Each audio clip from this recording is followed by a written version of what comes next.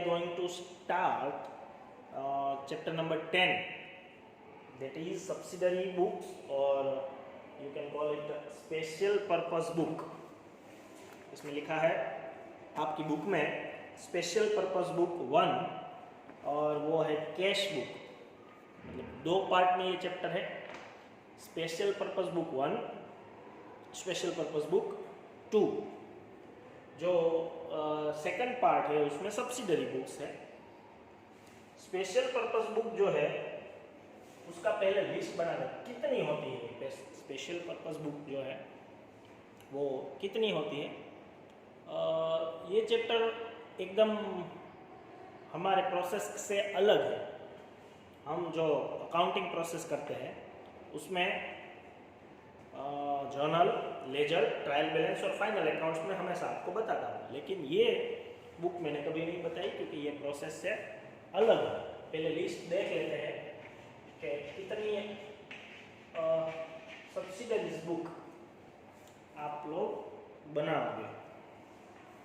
Cash book, purchase book, sales book, purchase return book, sales return book,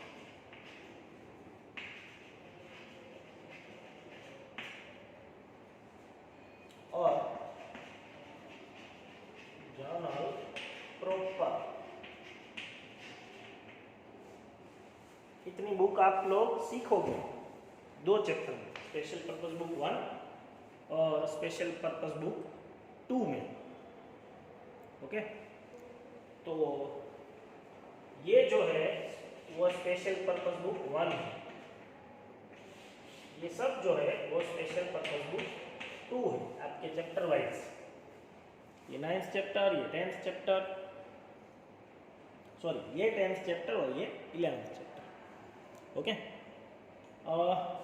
अब ये सब क्या है। ये कैश के रिलेटेड बुक है, ये गुड्स के रिलेटेड बुक है। ये भी उसमें अलग है, मतलब ये पार्ट अलग है और ये पार्ट अलग है। ये चारों साथ में ही हम बोलेंगे, purchase book, sales book, purchase return book और सेल्स रिटर्न बुक। ये अलग है जर्नल प्रॉपर। जर्नल प्रॉपर में कुछ डिस्कशन ही नहीं है क्योंकि आपको जर्नल आती है। जर्नल या फिर जर्नल प्रॉपर दोनों एक ही चीज़ है, तो डिफरेंस क्या, क्यों अलग आया ये। ओके, तो ये जो जर्नल प्रॉपर है उसमें कुछ स्पेशल ट्रांजैक्शन आएंगे जो कि आप रेगुलर प्रैक्टिस जर्नल के चैप्टर में नहीं करते थे। कई बार उसमें भी आते थे लेकिन थोड़ी अलग ट्रांजैक्शंस, थोड़े रेक्टिफिकेशंस और ये सब हम इसमें सीखेंगे। ये तो ठीक है, जर्नल प्रॉपर आपको कुछ अलग नहीं सीखना, उसमें ट्रांजैक्शन नए नए सामने आएंगे तो सॉल्व करने हैं उसमें। तो ये और ये क्या है, कैश बुक जो है वो जिसके ट्रांजैक्शन, जो भी ट्रेडर है या फिर जो भी बिजनेसमैन है उसके कैश ट्रांजैक्शन अगर ज़्यादा हो तो वो कैश बुक बनाएगा। जिसके क्रेडिट ट्रांजैक्शन ज़्यादा हो, मतलब जो उधारी पे गुड्स परचेज और सेल्स करता है, वो ये ट्रांजैक्शन, ये चारों बुक बनाएगा। इसमें कोई ऑप्शन नहीं है परचेज बुक बनाए या परचेज रिटर्न बुक बनाए, ये दोनों नहीं बने। ये चारों साथ में ही बनती है। सीखने के लिए हम एक एक बुक बनाएंगे, लेकिन अकाउंटेंट जो है वो चारों साथ में ही मेंटेन करता है। ये चैप्टर में हम सिर्फ ये एक ही बुक सीखेंगे और नेक्स्ट चैप्टर में ये चारों बुक सीखेंगे। जर्नल प्रॉपर में तो सिर्फ आपको जर्नल ही बनानी है, फिर से ट्रांजैक्शन थोड़े थोड़े अलग आएंगे। ये चारों, ये वैसे तो 6 के 6 बुक जो है स्पेशल पर्पस बुक, वो सारी बुक ऑप्शनल है। मतलब आपके सिलेबस के लिए ऑप्शनल नहीं है, सीखना तो है ही हमसे। अकाउंटेंट के व्यू पॉइंट से बोल रहा हूँ कि सारी बुक्स जो है वो ऑप्शनल है, क्योंकि ये मेंटेन करनी हो तो ही करनी होती है। अगर ना ज़रूरत पड़े तो इसमें से कोई भी मेंटेन ना करो तो भी अकाउंट लिख सकते हो। तो इसलिए मैंने जब आपको प्रोसेस सिखाई थी, जर्नल, लेजर, ट्रायल बैलेंस और फाइनल अकाउंट्स, उसमें ये कोई भी बुक नहीं थी, क्योंकि ये पार्ट ऑफ प्रोसेस नहीं है। ये सिर्फ क्या है, एडिशनल चीज़ें हैं जिससे हम कैश ट्रांजैक्शन अलग रख सके, क्रेडिट ट्रांजैक्शन अलग रख सके, और कोई ओड ट्रांजैक्शन हो, स्पेशल ट्रांजैक्शन, उसको हम भी अलग रख सके। तो इसलिए ये स्पेशल पर्पस बुक है। स्पेशल पर्पस मतलब कैश का पर्पस हो या फिर क्रेडिट का पर्पस हो। ये एक कैश ट्रांजैक्शन है, मतलब कैश के रिलेटेड सारी एंट्रीज हम इसमें करेंगे। ये मैं कब से बोल रहा हूँ, क्रेडिट ट्रांजैक्शन, लेकिन सिर्फ गुड्स के रिलेटेड ही ट्रांजैक्शंस इसमें होंगे।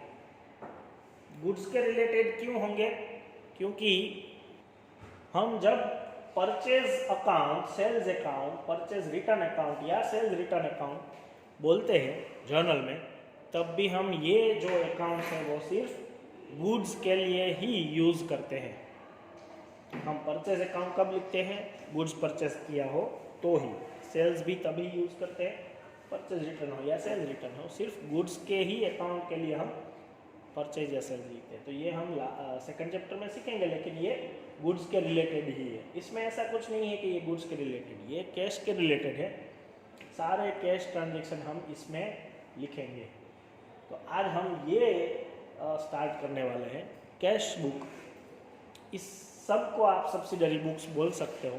इसको कैश बुक, ये चारों को साथ में बोलना हो तो सब्सिडरी बुक्स बोल सकते हो, इसको जर्नल प्रॉपर। तो ये जो पहला है हमारा कैश बुक, उसका फॉर्मेट देख लेते हैं। तो हमको लाइव सेशन में हम कर ही लेंगे। पहले फॉर्मेट देख लेते हैं। अकाउंट के जैसा फॉर्मेट है, मतलब जो भी हम लेजर बनाते हैं उसके जैसा ही फॉर्मेट है।